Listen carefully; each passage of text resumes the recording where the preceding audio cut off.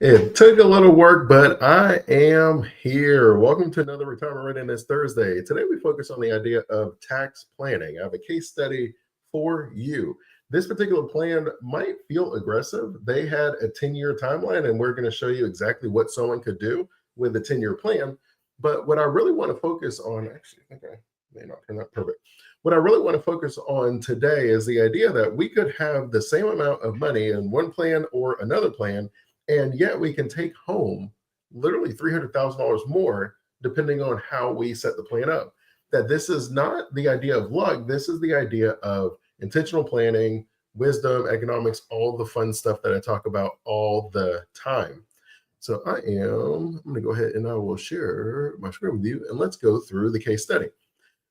So in this particular idea, when you're looking at the snapshot, our goal is normally to be over 70%. And the reason that we say that is the idea that we run what's called Monte Carlo simulations. Very fancy way of saying that we run 1,000 different scenarios, and there's a variety of events that happen, and we see how many times we win. And really, some of the scenarios, they get so crazy that it's the idea of winning in those scenarios. I mean, come on, like we got bigger problems than how much money's in the account, if you know what I mean. But I do like the fact that we are over the 70. This one's at 86%. And you're actually going to be very surprised to find out when they first started, when we first met, they had a 0% chance based on the goals and lifestyles that they had set up. And we'll go through that. And one thing I do always remind people is we are goal-based planners. And so when I say goal-based planning, I mean, hey, what are we going to do with the money? And then once we find out what we're going to do with the money, let's see how much that lifestyle costs. And sometimes I do think that a part of the way the system is designed is it tricks us into thinking that money is the most important thing. And while money is important, in that when you talk about the idea of having income, but it's not so important that we should trade anything for it, right? And so that's where I draw the line. I'm not someone who's naive in the sense that I'll say, oh, money doesn't matter. And I'm like, okay, well, we'll try to feed your children without money, right? Try to pay your bills without money. Try to stay in your house without money, right? Try to work somewhere if they don't pay you. That we recognize that, yes, it is a function of our society, and it's actually a very large function of our society. But we also recognize that it's not so important that anytime we're offered it, we should accept that agreement. That there are trade-offs in economics in life, and everything that we have, it's either time or money. That those are the two things that we get to trade. And we should be very mindful about trading the one thing that we actually can't replenish, which is your time. So in this particular situation, when I met with Marcus and Tasha, they were like, "Hey, we have a business. We have some income that comes in. The money comes in, the money goes. I'm not 100% sure where the money goes. We live a life where we don't have to worry about anything, but we don't imagine necessarily retiring. But if we did want to retire in 10 years, what would that look like?" And then normally when you're meeting in that situation, when we're going to be what I would say is more conservative in the way that we plan, because then everything else is just rainbows and skittles, right? It's like managing expectations. And so we could say, well, if we sell the business, then we're done, right? We don't have to think about it. But then we could say, well, what if we did it? Let's just say something happened crazy with the business, poof, gone. AI took the business away, right? Like I don't think that this is one of those, but let's just say that happens. How would we allocate our money that we do have in a way that allows us to buy and purchase all of our freedom? And for a lot of people, we just want to separate the stress of our money, where our money is generated in a way that is not very stressful. And I do like that idea. And when I really get down to it, most people, they're just worried about messing up. We're just like, dude, I don't want to have to do this again. I don't want to have to play this level over again. And I can appreciate that as someone who has messed up a ton of times. So when we first met, you can see that we had about $145,000 that was starting in the account, and you can see that we had the majority of it in a taxable account. So they had like a brokerage account is what we normally would call it, and it just means that it's like a Robinhood or something. It's money that we had in our checking account or savings account, and then we placed it into investments. So because that money had already been taxed once, it is considered taxable asset that it's been taxed when I receive it. And ideally, if I haven't invested for at least a year and a day, then it'll be taxed as capital, be taxed as capital gains. Uncle Sam encourages us. We have an incentive-based tax system. Very fancy way of saying that Uncle Sam does bribe us, that he's not, he doesn't have an issue with bribing. And I do think that it's funny in some ways, but when you look at economies and the way the different governments and societies are structured, there is there are worse situations than having your government bribe you, if you know what I mean, because the government at the end of the day does want certain things from us.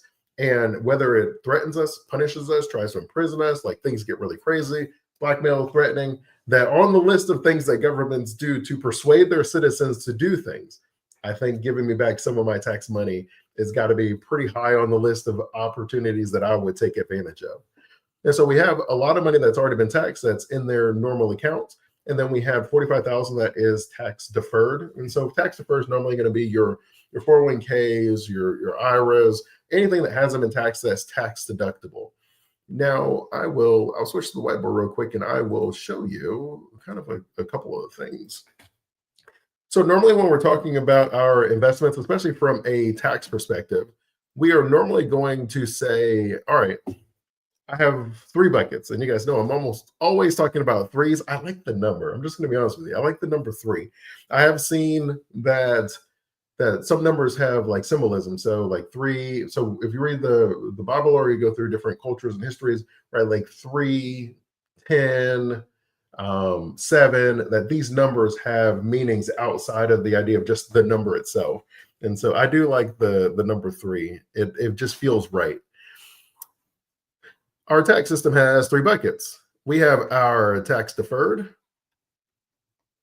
Ooh, is that? I think that's 1 F and 2 R's. I forget. You can correct me if I'm wrong. And then we normally have our taxed accounts. And that is the money, like I said, that's been already taxed, like your paycheck was taxed, and then you receive the money. So that's how we know it's already been taxed. Our tax deferred is just as it sounds. The money hasn't been taxed yet, and we actually get a tax deduction. It doesn't even count as income today, but it will count as income later. And so we have to decide what makes the most sense for us when we're making that decision. There are a handful of different tax deferred accounts. We're just going to list a couple so that you have the idea. And then when you're looking at your tax accounts, think capital gains. So when you're thinking capital gains, you're probably going to think like the stock market, and you would be right. You could think real estate, and you would be right as well. Real estate. And then you could have like your own business. So it could be like your profits and things like that. And then your traditional income. I'm running out of space in there. And then of course, my favorite bucket is going to be my tax-free bucket. Who doesn't want some tax-free money? Where the money that I earn, Uncle Sam leaves me alone. I like the sound of that. Uncle Sam, leave me alone. Leave me with my money. So my tax-free bucket, we can have a health savings account.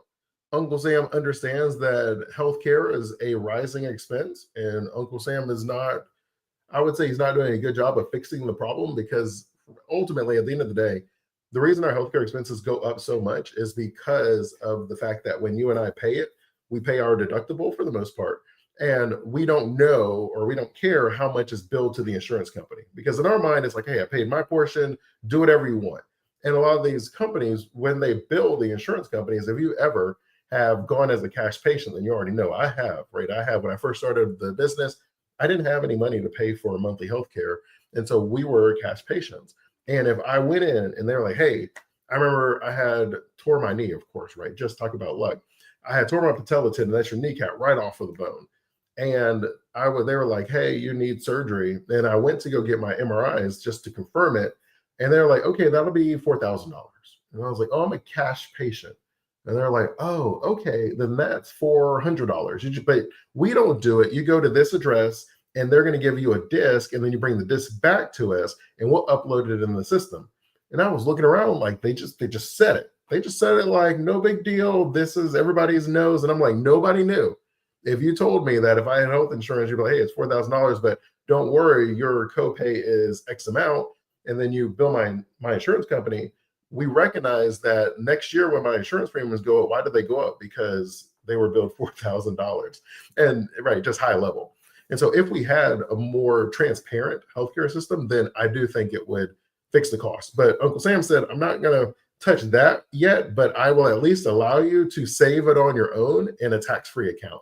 And that's what your health savings account is. So that is the only one that has the triple tax benefit. I'm going to put a star next to it because that's how cool I think it is. That's a really bad star. My star is not very cool. But so the money goes in tax deductible. So it doesn't count as income today. The money grows tax deferred, which means that I don't pay any taxes on the growth in that account. And if I take it out and it's on healthcare expenses, the money is taken out tax-free, which means you literally never pay taxes on it. So it's easily one of my favorite instruments. We also have the Roth that we are generally familiar with. It's the idea that I'm able to place money in an investment that has already been taxed today. And when I place the money in there, it then grows tax deferred, and then I can take the money out tax free.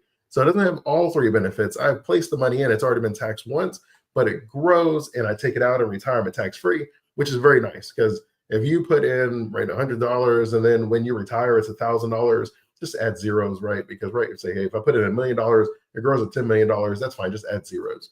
And we recognize that, all right, that means that I only paid taxes on that first million and I grew 9 million without being taxed on it, which feels kind of nice.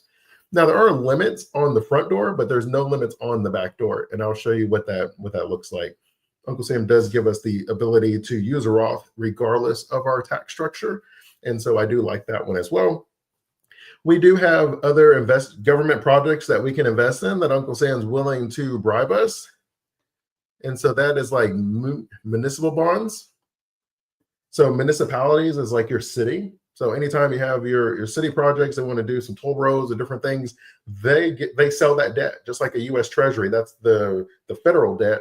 Well, your state and sometimes your city also sells debt. And as a result, they will give you tax-free money, generally in your state. Now we can go into some other ones where you can donate money or pay for like kids to go to college, like your grandkids or your children, right? There's a couple other ones, but we're going to focus on these for your retirement income. That's what we're going to focus on today. So that's going to be where the party is at. I'm going to go back to our case study. And so you can see that we have no money in the tax-free account. And I'm like, dude, we got to have some money in our tax-free account. And so we'll talk about that. Their investments, they are, I believe they were, what was their age? Let's see what their age was.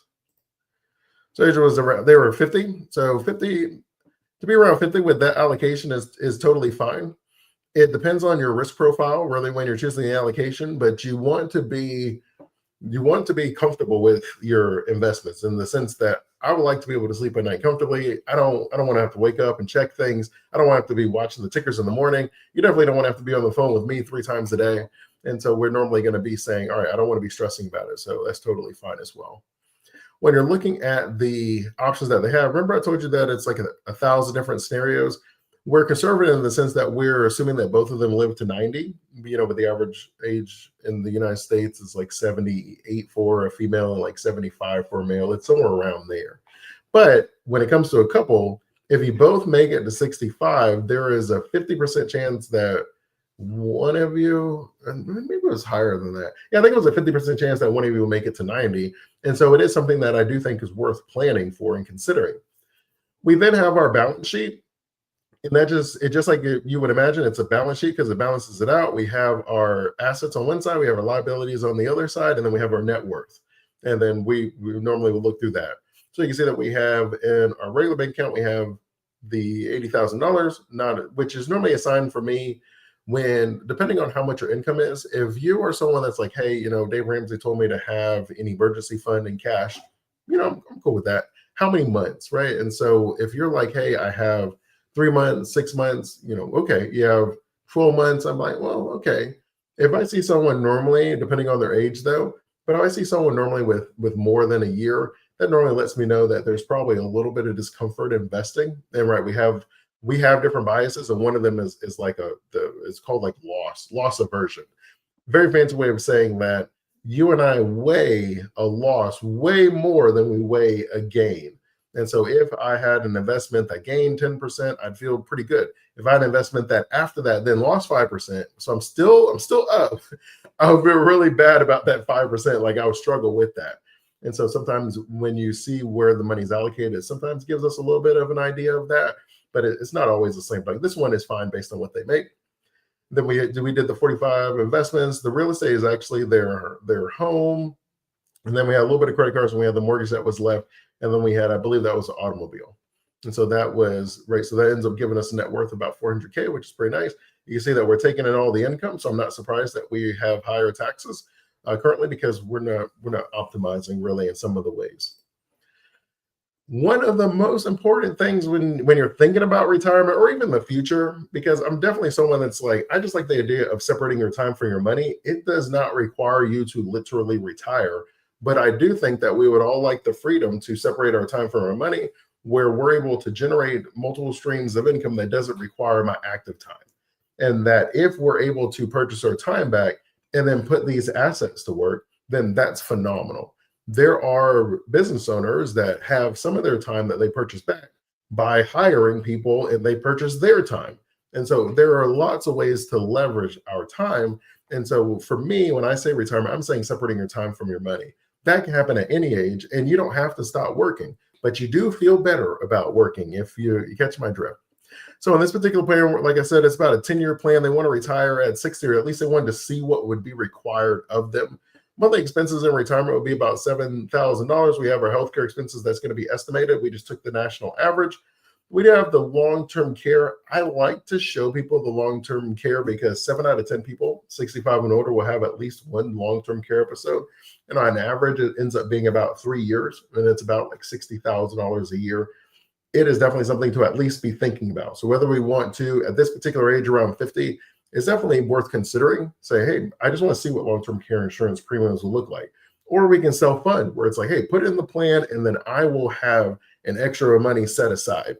You said it's $60,000 a year, it's on average 3 years, then we'll set $200,000 aside for each of us. There are lots of ways to go about it, but I do think that we should be aware of it, because oftentimes the thought is, I live and I die. All right, so I have life insurance for when I die, I have health insurance for when I live, but sometimes there are long-term care events where we're sort of in the middle. I can't quite work, but I'm not gone. So what insurance covers that? And that little wiggle room in the middle, I do think is worth at least considering. Because we're at 50, we both realize that we're going to end up needing another vehicle, and we took what the estimate of those vehicles are, and then we put in the plan when we believe we would purchase them. Then we just simply, as a part of the plan, put all of the goals in there, and then we'll see what we look like. We staggered them out. We have gifting to grandchildren, right? Mission work, boat club membership. I've been on the boats, and I used to love drift boat fishing. It was so much fun, and I don't know what happened, but I've been getting more nauseous in the water. So I don't know anymore. Like, I don't know. You may have to help me. You may have to teach me something, because right now I just get nauseous in the water. And then we have our traveling, where each year we plan on traveling. It's about $10K to travel. And then that is where the plan is currently set. I'm definitely someone who likes the idea of having multiple, like just a list of goals.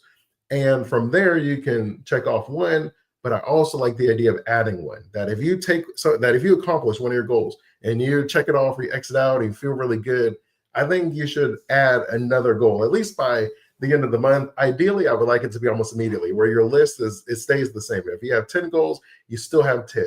If you had 20, you still have 20. If you had 30, you still have 30. I like the idea of recognizing that as we grow, we become different people. And as we experience things, we become different people. Our philosophy changes. It interacts with other people's philosophy, and it that we absorb these things. I love the idea of recognizing that as you change, your goals change. And so you want to capture the goals of your every time you accomplish something, I think is a good way to do it. Not feeling stressed, of course, about it.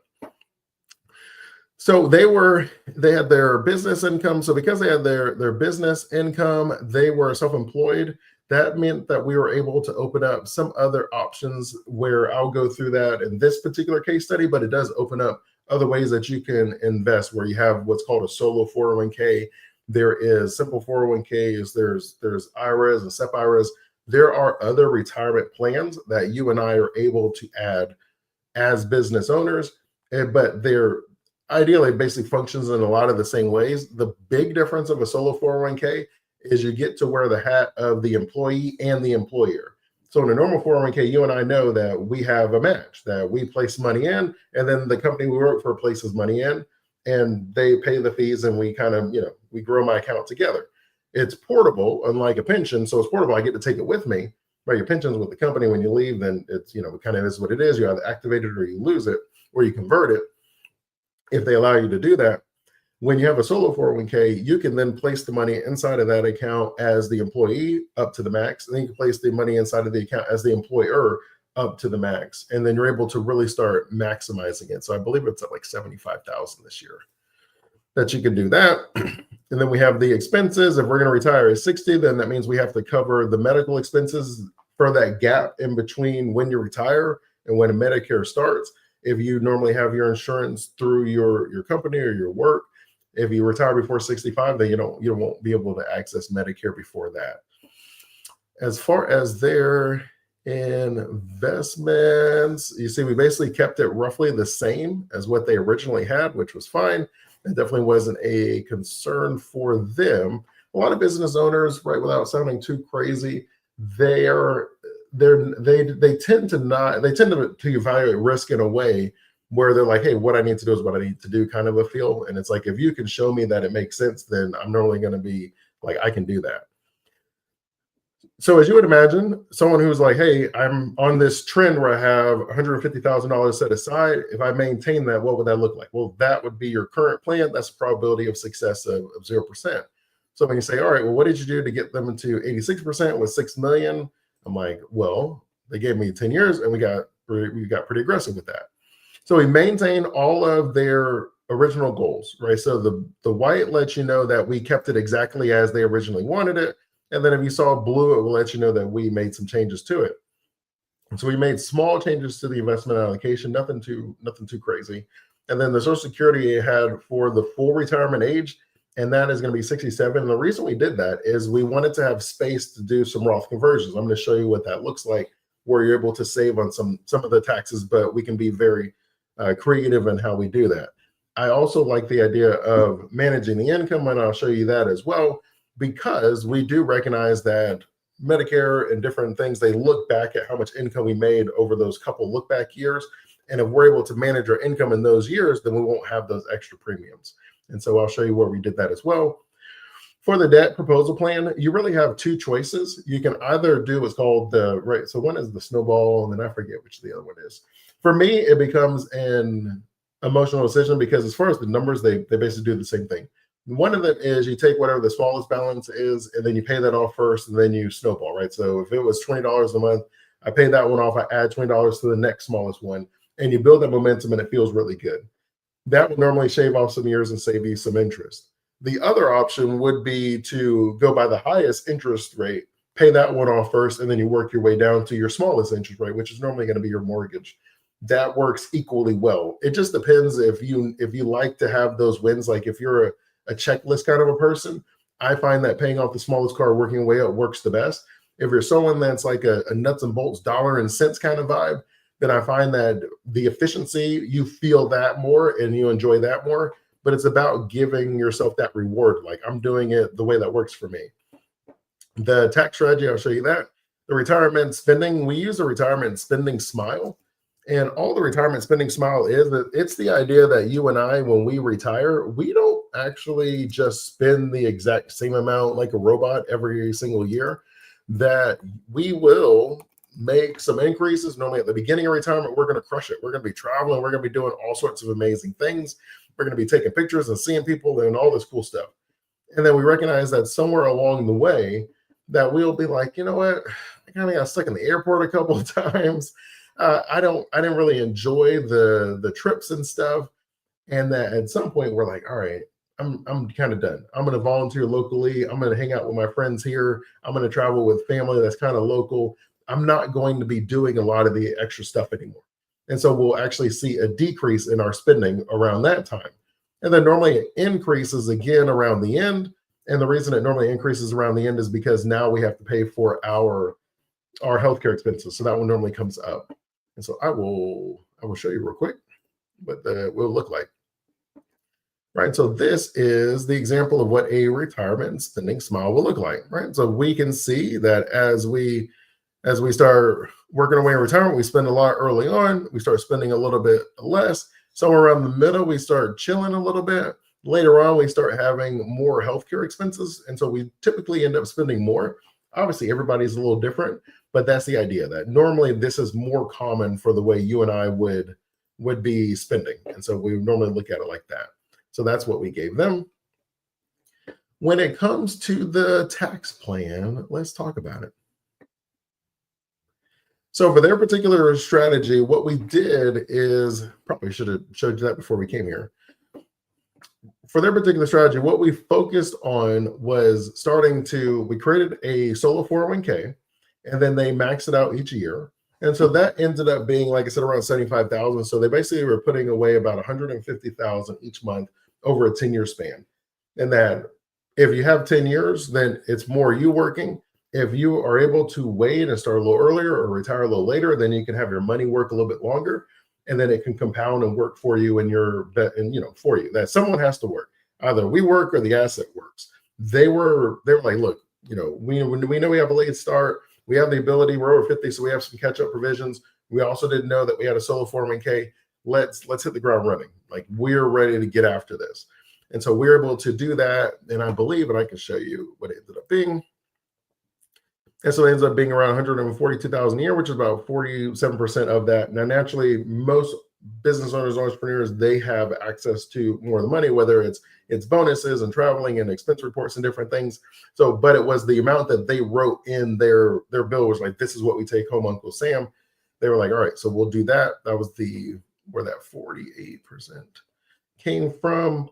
And we just did that each year. And then ideally we have something that's left over and we have a high deductible plan. We start putting money in HSA.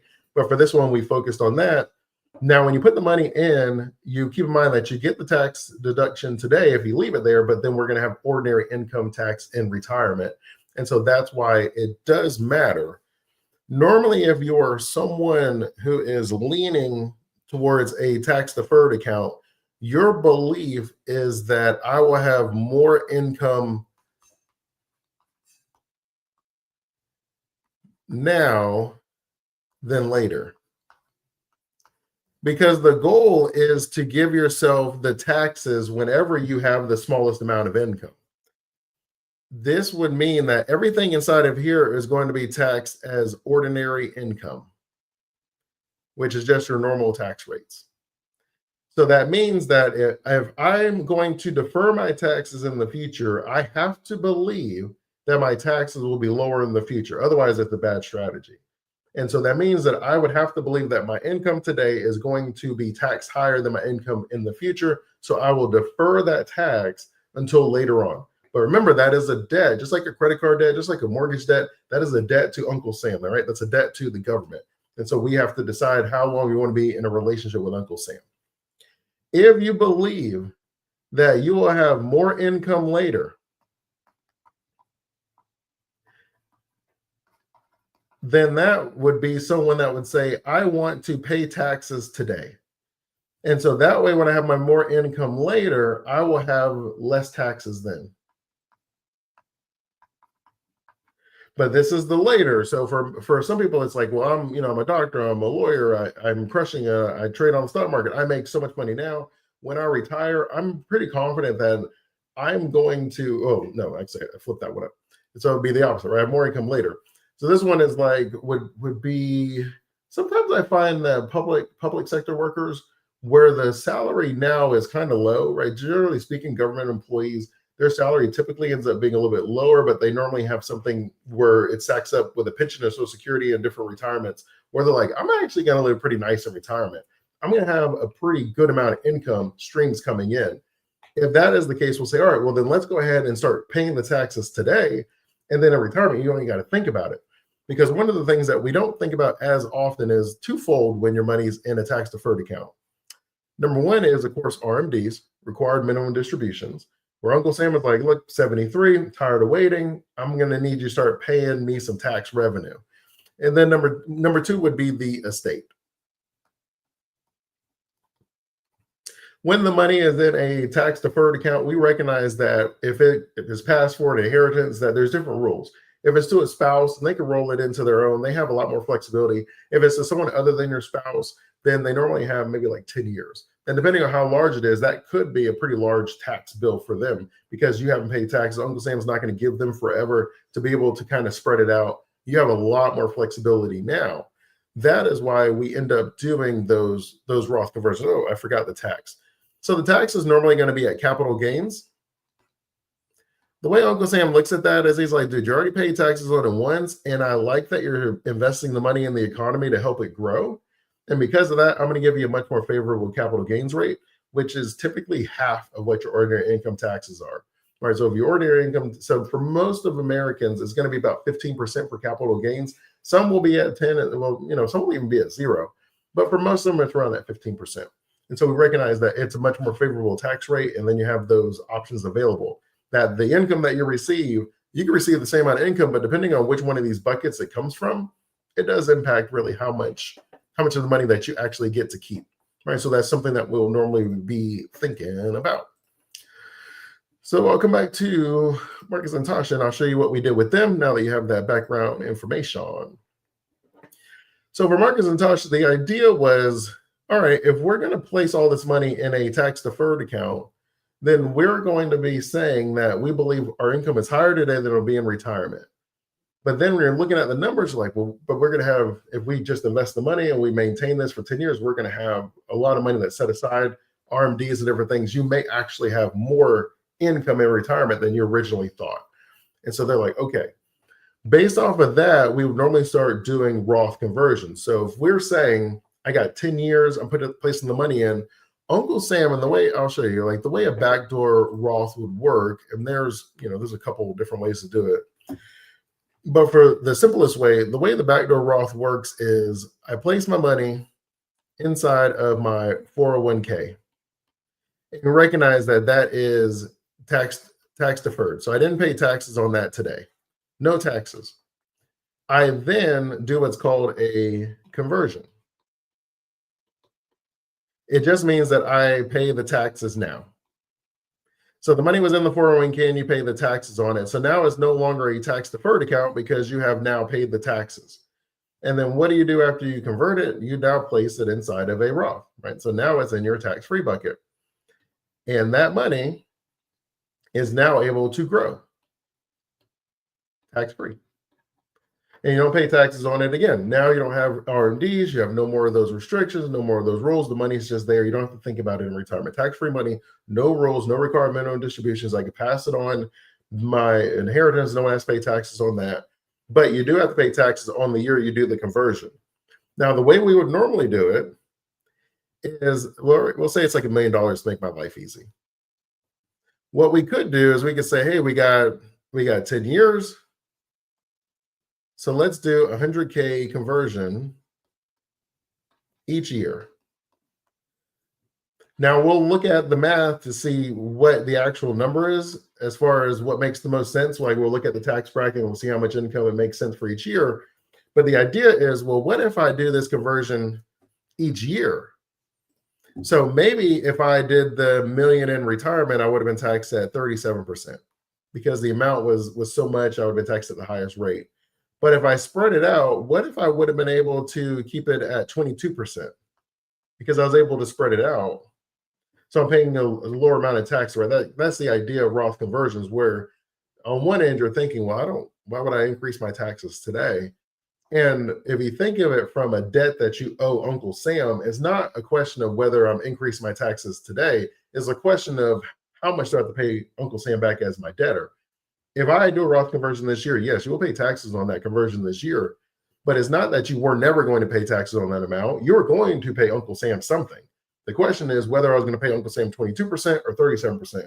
The question is whether or not I'm going to pay Uncle Sam over a 10-year span, or I'm going to pay Uncle Sam when I retire, where he's doing the RMDs, where I have to pay him for the next 20 years because my account kept growing, right? So when my account keeps growing, I then recognize that.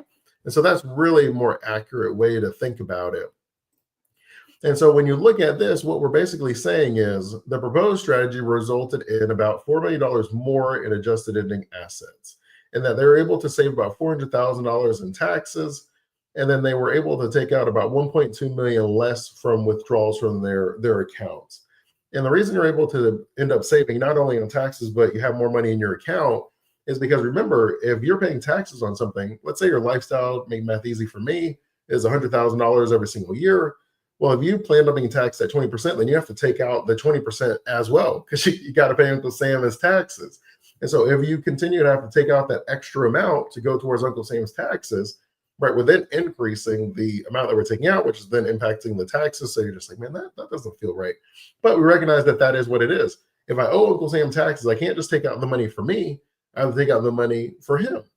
And so as a result of you being able to do the conversions early, you can now have your money growing tax free, and you don't have the required minimum distributions, and you don't have the extra amount that you have to take out to cover the taxes. And so you end up with more money left in the accounts. So you get to withdraw less, and then you get to leave more in your account to grow.